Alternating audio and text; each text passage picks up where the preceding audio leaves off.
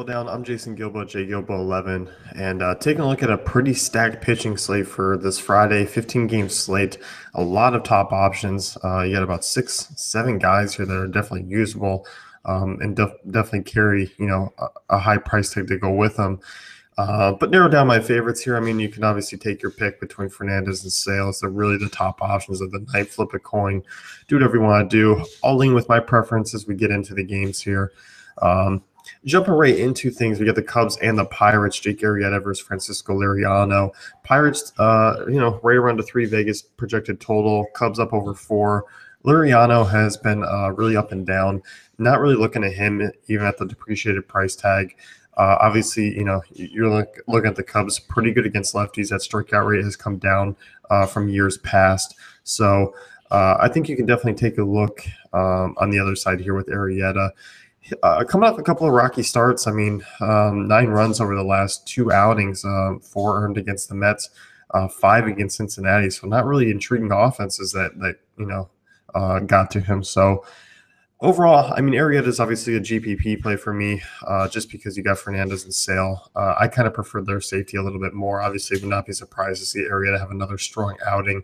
You look, I mean, he's faced Pittsburgh 3 times already this season, 3 games, 3 wins, 27 strikeouts over 21 innings pitched. 2 earned runs as well. So in that span, obviously a safe option in PNC, Great Pitchers Park. He's a heavy favorite as well, -160. Not quite as heavy as the other 2 that I mentioned with Fernandez and Sale, but definitely playable. Next one here, you got the Angels and the Orioles. Matt Schumacher versus Ubaldo Jimenez. Neither of these teams are in play. Angels, I mean, over the last 2 weeks, I mean, obviously things were helped out by that big 20-run inning or 21-run outing.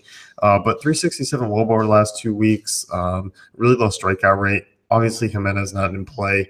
And Schumacher, I mean, a depreciated price tag, on DraftKings. I mean, it's still relatively low on FanDuel as well, 7,700. I like some better options in the other ranges. Too tough of a ballpark to pitch in for me. Obviously, there is some strikeout upside there, just given the Orioles' 22.5% strikeout rate this year. But given they have a 201 ISO against righties, Schumacher a little bit home run prone in Camden Yards. Not really intrigued with Schumacher in any format. Obviously, if anything, if you do like it, just because of strikeout upside, the floor is low. It would just be a deep, deep tournament play at best. Tigers and Blue Jays here. Mike Pelfrey definitely not in play against this Jays offense that's projected for nearly 6 runs. J.A. Happ not in play at the price tag. You look at the Tigers offense, 11th in WOBA, a little bit up and down against lefties this year. Obviously, in the Rogers Center, too many right-handed bats for me to really get excited about Happ with, who's been serviceable this year, but this is not a time to really use him. Rays and Red Sox here, Sean O'Sullivan versus Chris Archer. This is a stay-away game, definitely for both sides. Obviously, Archer possesses strikeout upside, but if you look at Archer, really hasn't been that great on the road this season, and that's where he is tonight. He's in Fenway.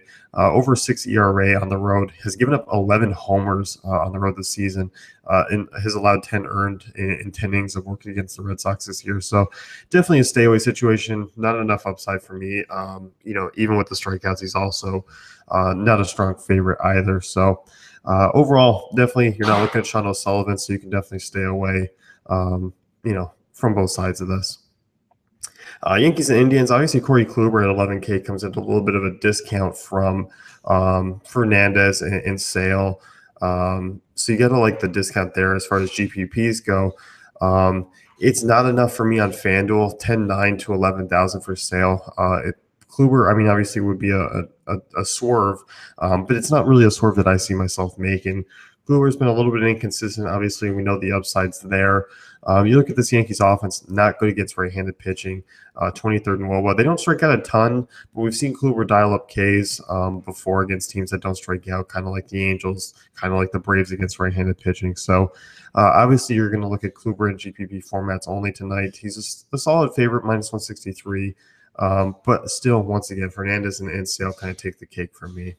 And Chad Green on the other side, you're definitely not going to look against Marlins. And Jose Fernandez is my favorite arm on the slate. I mean, for one, he's dominant at home, a 1.72 ERA there. Has allowed just 2 home runs there. is averaging 31 DK points at home. And you look on FanDuel, I mean, yes, he's 700 more expensive than Sale. They've been very similar this season. The strikeout rate for me, leans on Sale just a little bit, or leans on Fernandez just a little bit more. 37% strikeout rate this year to Sale's 25%. That's where I'm kind of leaning. And obviously, I mean, they're both huge favorites. I mean, Marlins are minus 275 favorites. Fernandez, my favorite cash game arm. And you look at the matchup, I mean, over the last 2 weeks, I mean, the Reds and Braves are 29th and 30th in WOBA against right-handed pitching. The Reds are 27th, 22.3% strikeout rate. I just see a ton of case for Fernandez. I see a win here. And he's definitely a cash game and GPP guy. And, even with cores considered, I still think Fernandez and Sale are the guys you're looking to kind of pay up for. And on the other side, Dan Straley, I mean, I kind of like this Marlins offense against him. Straley's not really a guy to give you much upside, and especially against this Marlins team that's been fairly solid against right-handed pitching, and that strikeout rate just really isn't what it used to be. So I definitely think you can kind of stay away from Straley there. Nationals and Mets, and you got another battle here. I mean, Steven Strasburg versus Noah Syndergaard. Obviously, for me, I mean, because the win is weighted, they come in as GPP options. I'm still looking at Sale and Fernandez. I'll just continuously repeat myself. They're the cash game guys tonight. But Strasburg and Syndergaard, obviously interesting swerves. You kind of got to hope that those guys get shelled. Strasburg, not really a sizable difference away from Sale and Fernandez, just because of how good Strasburg's been this season. FanDuel, he's $1,000 difference, and both these guys are about $1,000 difference from Fernandez up top, but only just $200, $300 difference from Sale. So Strasburg obviously has that strikeout rate upside, which you got to like. He's been sitting pretty all year long, 31.2% strikeout rate. Keeps the ball in the park, as really all those top guys do. And overall has been solid against the Mets this year. I mean, you just look at the strikeouts he's generated over 2 starts, 21 over 12 innings against the Mets, has picked up a win in both. Obviously, that strikeout rate's there. You just kind of have to using him and hoping that Fernandez either equals him or Sale equals him, or one of the two gets shelled, because they're going to be the chalkier plays. But obviously, Strasburg in play. Syndergaard, interesting just because he's 10-8 on DraftKings. FanDuel, I'm not really intrigued with him because he's the same exact price, and he's around a lot of other options that I kind of just prefer more. Obviously, Syndergaard has been great this season, 2.41 ERA. Between that combination of the ground ball rate of 53% and the 30.6% strikeout rate, obviously you got to love that, because 80% of the time guys are striking out or hitting ground balls. So Syndergaard's been very solid. You look at this Nationals offense, and they're starting to come around. That strikeout rate's really dropped. Last 2 weeks they ranked 9th in WOBA. And against righties, they're starting to kind of sneak up there much more into the middle of the league. Syndergaard hasn't really particularly thrown well against them this season either. 5 earned over 10 innings pitched. He's 1-1 against them. Hasn't really shown off the big-time upside. So overall, I mean, a lot of that came in that last start against Washington. Before, he was very solid. He is at home, so you got to like that there. 10-8, definitely a GPP option, a spin down from some of those guys on DraftKings. FanDuel, I'm not particularly intrigued. I think I'd rather kind of spin up to the safer guys, or even a Strasburg. So obviously it's going to be a fun game to watch. You don't expect a lot of offense out of that game at all. Twins and Rangers, and Cole Hamels, I mean, has been much better on the road this season, facing a Twins offense that got to him this last time out. And after really a bunch of solid stretch of starts, Hamels kind of really faltered. 5 earned, gave up 10 hits over 4 innings, took the loss, only punched out 3. And given that he's at home against the same offense, where at home, I mean, an ERA nearly 4, the home runs he's given up 9 at home this year. Not particularly intrigued with Hamels on this slate, just given the other options. If things were smaller, if there weren't as many top option pitchers, maybe take a look at him again. But once again, it's a stay away, and same thing with Kyle Gibson. A's and Astros here, and the Astros have a pretty high run total according to Vegas, and Daniel Langton's been very, pretty solid. I mean, that strikeout rate's been pretty strong to start the year. A 23.1% strikeout rate, 10% swinging strike percentage. Overall, I don't mind him as a GPP option, but there's a lot of indicators that I'm not completely sold on. 4.24 Sierra, obviously in limited span. He faced 2 better offenses in comparison to his first couple starts. And then you saw things kind of falter a little bit. Drew's pretty solid against San Francisco. The strikeout rate kind of dropped against the Pirates and the Giants there. Has kind of worked in deeper into games into the 6th or 7th outside of that Pirate start. So I don't mind him as a GPP play. The price is a little bit iffy for me. I kind of like the Houston bats a little bit more here just because of their prices.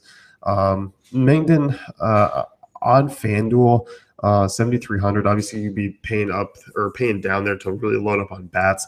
Obviously, it's a deep GPP play, and obviously the floor is lower. There's not a huge sample size on him.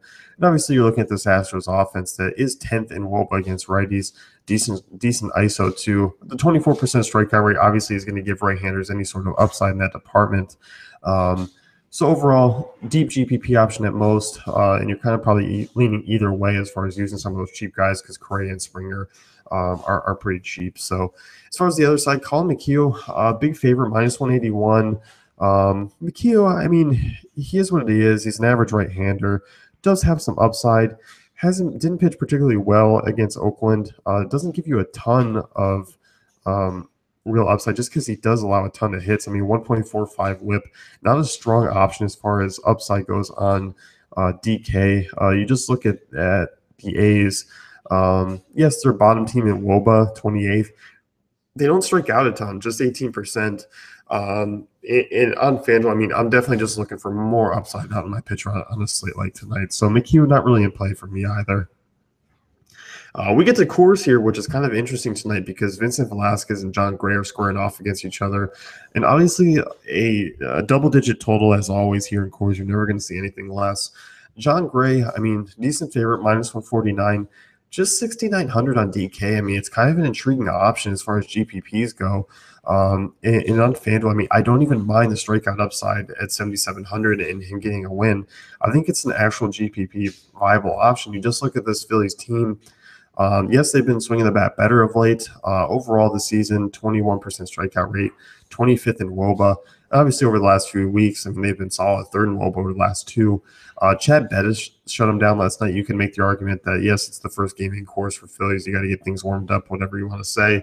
But Gray's a solid arm, and he's figured, things out at Coors, at times this year. And you just look at Gray, I mean, 25.4% strikeout rate this year, 12% swinging strike percentage, 48% ground ball rate, obviously a little bit iffy in Coors. But I do think it's there. I do think there is some strikeout upside. I do think the floor is a little bit lower, but the ceiling is definitely kind of worth taking a risk on, especially at 6,900. So sign me up for Gray and GPPs. I really don't mind it, even in Coors. I think, he might carry a little bit lower ownership, or a little bit higher ownership than usual for a Coors guy, just because it is the Phillies. But I'm not necessarily sold on the 5-run total there. Cardinals and Brewers, next one here, Michael Wacha versus Jimmy Nelson. And this one I'm not particularly intrigued with it. Really entirely on a 15-game slate. I'm not sold on hitters, not sold on pitchers. Just kind of a stay-away situation for me. Braves and White Sox, though, Chris Sale, Matt Whistler. I mean, obviously Sale, minus 300 favorite so far. Projected runs under 3 for the Braves. And, we've preached this all year long. Lefties against the Braves are money. 21% strikeout rate, 29th in WOBA. Definitely intriguing option here for Sale. And you look at them, him, Fernandez, definitely a 1-2 punch. On DraftKings where you're choosing 2, you might be encouraged to kind of take a cheaper option to get some bats in because honestly, the batter prices, there aren't a ton of value guys out there. So you might end up taking a shot like Gray. You might take a shot like Hap. Not Hap, Casimir. You might take a shot at him or Mangton. As far as cheaper options, there aren't a ton. So get prepared to kind of pay out for pitching and dig deep into some value. Whistler on the other side, I mean, this White Sox offense hasn't really been great this year. 24th in WOBA. And Vegas hasn't projected for 5 runs. Whistler is not going to get a win here. So it's a stay-away situation for me. There's definitely better options on a 15-game slate at the price tag to target. Mariners and Royals here, Yudano Ventura, Hisashi Iwakuma. Not sold on either of these pitchers. I know they are cheap. Both these offenses, I mean, top half against right-handers, except for the Royals. The Royals are 20th, but the Mariners are solid against right-handed pitching. 5th in the league. Yudano Ventura been very inconsistent.